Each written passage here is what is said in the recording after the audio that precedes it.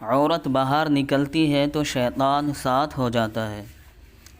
حضرت ابن عمر رضی اللہ عنہما سے مروی ہے کہ آپ صلی اللہ علیہ وسلم نے فرمایا، عورت کے لیے پردہ ہے، اور عورت جب گھر سے نکلتی ہے تو شیطان اسے جھانکتا ہے، اس کے پیچھے ہو لیتا ہے، اور عورت کے لیے سب سے زیادہ تقرب ثواب کی بات اللہ تعالیٰ کے نزدیک یہ ہے کہ وہ گھر میں رہے، تاکہ بازاری شیطان اسے گناہ میں مبتلا نہ کر سکیں۔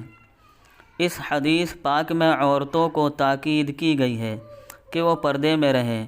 اصل اس کے لیے پردہ ہے بلا ضرورت شدیدہ کہ گھر سے باہر قدم نہ نکالیں، کہ عورت جب بھی باہر نکلتی ہے تو شیاطین گناہ کے لیے اس کے ساتھ ہو جاتے ہیں اور اس سے اپنی مرضی کے موافق گناہ کرانے پر انہیں آسانی ہو جاتی ہے۔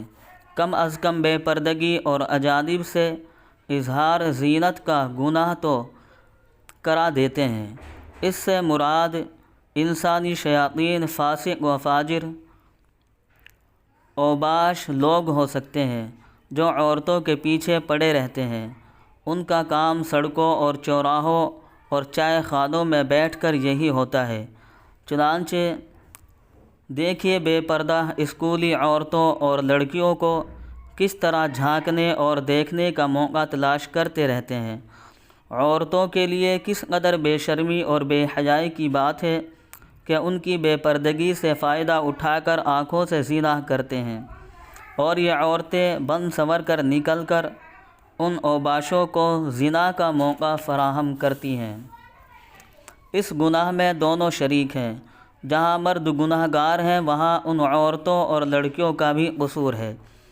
ان کو زنا کی دعوت اور رغبت اور اپنی طرف متوجہ کرنے کا گناہ ملتا ہے، اس وجہ سے کہ اول تو یہ بلا پردہ چلتی ہیں، پھر اچھے عمدہ بھڑکدار کپڑے میں ملبوس ہو کر چلتی ہیں، پھر اس پر بن سنور کر چلتی ہیں۔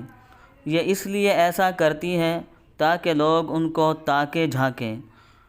عورت کی فطرت یہ ہے کہ جب اچھا کپڑا اور اچھا چہرہ بنائیں گی تو چاہے گی کہ اس کو لوگ دیکھیں۔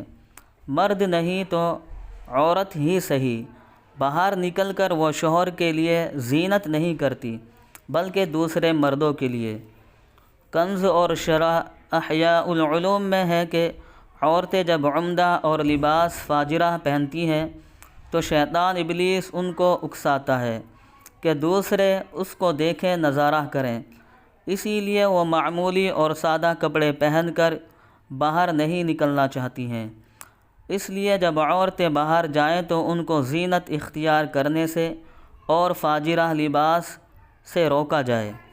چنانچہ آپ دیکھیے شادی بیاہ اور تقریبات میں جاتی ہیں تو کیسا گل کھلاتی ہیں، کس طرح جسم و لباس کی نمائش کرتی ہیں، خود بھی گناہ کرتی ہیں اور دوسروں کو بھی گناہ میں ڈالتی ہیں۔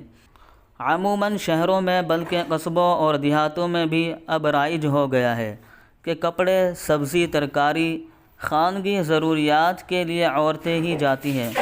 عورتوں کو جماعت میں شرکت اور مسجد جانے سے روکا گیا ہے، جو دین کا اہم ترین باب ہے۔